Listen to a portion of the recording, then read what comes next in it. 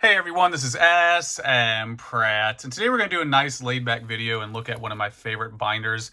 This is my original 151 binder. It has two sets in here. The first one is just a little preview. We're going to go through it pretty quickly because it's repeat for a lot of people, and the second set is what I really want to talk about. It's Japanese exclusive, has a ton of old school art. You could probably guess what it is by the title of the video. But this needs no introduction. This is the original 151 complete Pokédex. It includes base, jungle, and fossil from Japan.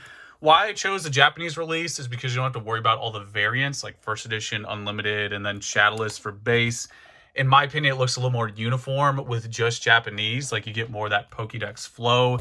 And this is what we all wanted to do as a kid. We all wanted to get that original 151 or 150 for the OGs before Mew and just put it together in a binder. This is one of the first things I did when I got back into the hobby. And that's probably true for a lot of people who return as well. They probably want to knock this out right away because it's so much fun to get the original 151. Always got to zoom in on the Fossil Hollow Mew. So there it is. That is the appetizer for the main event, which is the 1997 Japanese exclusive Carddass set. This is by far my favorite non-TCG Pokemon set. And what that means is these cards back here are part of the trading card game. You know, they have an HP and attack, where the Carddass set is purely just a collectible trading card. That's all it is. And if you like old school Sugimori, get ready, put the kettle on, cozy up, because every single card in here is exclusive Sugimori art. Starting with the Bulbasaur, we're going to go through and look at all these in 4K. What I also like about this Carddass set is a lot of the Pokemon are doing some of their popular attacks like Leech Seed, Vine Whip. I think that's Charmander doing Ember, or maybe the Ghost Pepper Challenge. Also, we got to talk about the spike on Charmander. Speaking of old school Sugimori, anytime you see Charmander with a spike, that's a guarantee it was from that mid-90s original Pokemon era. As most people know, Charmander doesn't have a spike moving forward. So there you go. You have super early design for Pokemon with that watercolor as well. We have Charmeleon doing Slash. Charizard's definitely one of the popular cards from the set. No surprise. Then we have Blastoise Hydro Pumping. Also, what's cool about these cards is you have like Metapod right here, another one where wasn't as green early on. Now he's more green. It's just cool to see those little subtle changes over time. Also, one of the other things, people who are cynical about Sugimori, let's get it out of the way. Sugimori is the godfather of TCG, but some people criticize him for, using similar art or the same art from other, like this chubby Pikachu. We've seen that guy in multiple cards. Carddass is all exclusive, unique art. You don't see it anywhere else. He did it for this set. You also have a bullying issue in the Carddass set. There's a lot of Pokemon being attacked, like Diglett right here. Arbok is doing what he does with Team Rocket and attacking that Diglett. And there is our original 90s chubby Pikachu. Just look at him. And he's also got the white belly. This is one of those, what's that called? Mandela effects. Look at that white belly. Hold on. Let's go back to that Pikachu. Even with the chubby Pikachu, we got a difference here in design. That white belly doesn't exist moving forward, but it did back in the original era of Pokemon. So there it is. That's that original early design of Pikachu with the white belly. Now moving on to the next page, we have more Pokemon being attacked. I gotta talk about how back in the day, like if you weren't around the 90s era, seeing another Pokemon in the art was a big deal. Like, I don't care how nerdy that sounds. It was a big deal. That's a thing. People value it. I'm included. There it is. So we got Voltorb being attacked by Nidorina. Then we have our little Nidoran here, Reno, and then I think that's Nidoking doing a horn drill, maybe? Or he's just sharpening it up. And then we have Clefairy, which is probably a good time to talk about the Hollow cards. So like earlier we saw that Charizard was Hollow, Blastoise, Venusaur was Hollow, Pikachu as well. And the design is going to be similar to other Carddass. So I think Carddass in Japanese means how it talks about like how the card is released. I remember my Japanese friend translated it for me. And it's basically think like a vending machine, like it comes out. I'm pretty sure that's what Carddass means. Correct me if I'm wrong, weebs, below in the comments. But why I'm saying that is because you'll see this hollow pattern in other Carddass releases outside of Pokemon. One other thing to note about these cards is they are very thin. It's tough to tell even with 4K, but they're much thinner than a trading card game card. Also, you could see like the corners very prone to like, I don't even know what to call that, like curling. because it's not necessarily chipping. You know, you worry about whitening on WotC, and that's indicative of like that card having a stronger foundation, if that makes sense. Like we're getting really deep into it, so get ready. But that's what you're going to look at here is more of like this curling issue on the corners. That's really common. You're probably going to get scratches. I think this one was in my massive mound of ungraded cards. See a little scratch there on the V and the O in the middle. That's pretty common as well. This one's good, though, for bends and indents. Usually you have a lot of bends and or indents, like on the corners or anywhere. This was actually a solid binder copy, and we'll see it later on. Spoiler alert, there's the Mew card from the set. But just wanted to take that time to explain that these are tough to grade. That's why a lot of the popular cards have a low pop report, because they are pretty difficult. I've even damaged some putting them into the friggin' card savers. Like that's how thin they are. Then we got to talk about Jigglypuff singing to nobody over here. And also Wigglytuff. I don't know what Wigglytuff's doing. When Wigglytuff showed up this day, like I've never seen that attack before. Then we have Zubat doing Supersonic. We have Oddish, Gloom. Look at this old design. Vileplume doing Pedal Dance. It's just so good. This is just that, because it's that 90s. It just looks like that old game, like anyone who had the Game Boy guide back in the day. It just reminds me of that art. We have Psyduck again. If anyone wants to do a little scoreboard, the Pokemon that get picked on the most, I think it's either Psyduck or Ditto. You're going to see Psyduck for some reason, like the punching bag in this set. And then we have Diglett digging, Dugtrio out of focus. And then we have Meowth. Meowth only cares about one thing, and that's money. Then we have Persian, Psyduck, and then Golduck. Golduck's like such a forgotten Pokemon. Everyone talks about Psyduck. Not a single person ever talks about Golduck. Then we have Mankey, Primeape, Growlithe, and then the legendary Pokemon that never was.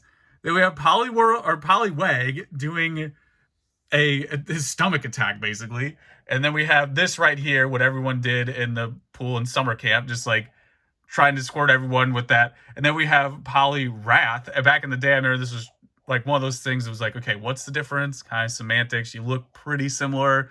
Poliwrath's just like he's more angry than Poliwhirl. That's what I thought when I was a kid. Then we have Abra, Kadabra, messing with Poliwag, and then Alakazam. And then we have Machop, and then Machoke doing what he does, raging all over the place. And then Machamp. And then we got Belly here, along with Weeping Bell. Looks like he's like throwing up a Ditto. And then Vileplume, like, what is Vileplume doing? Like, what is that? I've never seen that attack before. And then we have Tentacool. I think that's Supersonic again. Now we have Tentacruel messing with Electrode. I guess Voltorb wasn't enough. And then we have Geodude, Graveler, and then Golem. Look at that, Golem. Golem doing Explosion. Just look at that art. So clever. Such a clever design. And then we have Ponyta looking as regal as possible. I don't think you can max it out any more than that. Then we have Rapidash. And then he's like Psyduck to me. Like Slowpoke and Psyduck, same vibe. Like they're the same Pokemon. We have Slowpoke and then Slowbro. And we have Magnemite. Just love how they're always doing attacks here. The Magneton, Farfetch'd, Dodrio, and the Dodrio. And then we have a Seal and a slightly larger Seal. And there goes Ditto. You're going to start to see a little bit more Dittos being tormented moving forward. Then we have Grimer, Muck, Shelter. I think another Supersonic attack. Cloyster. Then our ghost Pokemon. I was about to say our haunted Pokemon. Ghastly, Haunter, and then look at this Gengar art. Look at how good that is. That Dream Eater, that's so clever. The Snorlax eating the food, such a clever idea. Then we have Onyx, Drowsy, Hypno, and then more Ditto. Just another Ditto punching bag. We got a theme going here with the evolution. It's like it wasn't enough. You had to evolve and hit him again. So you got Kingler, smashing Ditto. Then we have Voltorb. I don't know if that's Invisible Wall. I don't know what's going on there. I don't know if that's another self-destruct. That's like all Electro does, basically. And then we have Execute. I think this is crazy, like how big the egg is. It's probably just like some abstract design. But there you go. That's an Execute. And then our Executor stomping on Diglets, plural Diglets, but not Dugtrio, plural. Then we have Cubone crying as he does, and then Marowak. And then our fighting Pokemon, and Lickitung attacking Weeping Bell, another self-destruct or another explosion. I think that's so cool how like all the Pokemon who know self-destruct are doing it. Then we got Weezing, Rhyhorn, and Rhydon. And then Chansey singing. Chansey's music career was really only in the 90s. You don't really see Chansey. She's one of those like tried to do it like Jessica Simpson, then phased out in the early 2000s. Then we have, I don't know if this might be a mutual thing here. This might not be Psyduck being beat up. Like maybe Psyduck, I don't know. Maybe he sees his wig, but there we have Tangela, Kangaskhan with the soon-to-be abandoned Cubone in his stomach. Then we have Horsey, Seadra doing Water Gun, Goldeen Seeking, Staryu doing Swift. That's so cool. Then we have Starmie as well. And then here's our Invisible Wall for sure. That's a 2-for-1. We got Wartortle doing Headbutt, and then Mr. Mime doing Invisible Wall, which is his move. And then we have Scyther, and then the original Jinx with the original coloration, kissing people that don't want to be kissed. And then we have Electabuzz, Magmar, then our Pinsir, and then Tauros again beating up Psyduck. And then Magikarp and Gyarados looking solid. And then Lapras and the Ditto. I mean, look at this Ditto. That Ditto is unreal. Like, how do you... Like, this is just... To me, this is just like peak art right here. Peak concept. Just like 10 out of 10. And then we had Eevee. What I thought was interesting is Eevee's hollow, but the evolutions aren't. Which, you know, here we are now. Eevee's definitely one of the really, really popular Pokemon. Then we, of course, have Vaporeon, Jolteon, Flareon, and then Porygon, Omanite, Omastar, and then our Kabuto, Kabutops, and then we have Slowpoke getting kicked around by Aerodactyl. Snorlax is mad because Gengar took his dream food, and then we have Articuno, Zapdos, Moltres. All three of them are holographic, and then Dratini looks solid with Charmander. This is unreal. Like Dragonair doing Dragon Rage. That unbelievable concept as well. And then we have Dragonite, the Orange Barney. Then we have Mewtwo, super old school Mewtwo. And then there's our Mew that we saw earlier. Now, last but not least, if you stayed around this whole time, you're about to get the best cards here by far, in my opinion. So we have 2 cards, the checklist cards, starting with this right here. You've probably seen that art before. It's in, like, you know, magazines. I think actually the Game Boy strategy guide. And this is just that old school Ash, Gary with the big 3. But this guy right here is just like it. This is the best card. I have this next to me in the grandma house.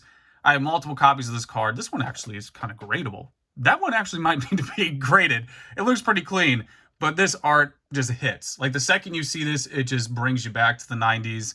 I mean, the style, you got what we mentioned before, bring it all together.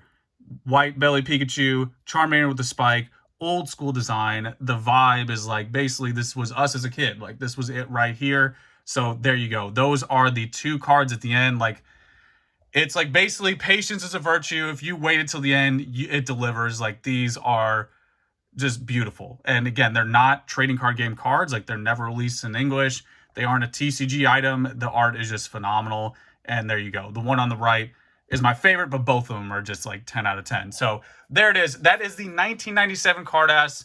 Hopefully you guys had fun looking through these cards. It's my favorite non-TCG set. I've looked at this binder so many times. The pages are getting pretty loose. Probably need to put them in new binder. It's been used so much. But you know the deal. Let me know how I feel. And that's pretty much it, guys. Until next time.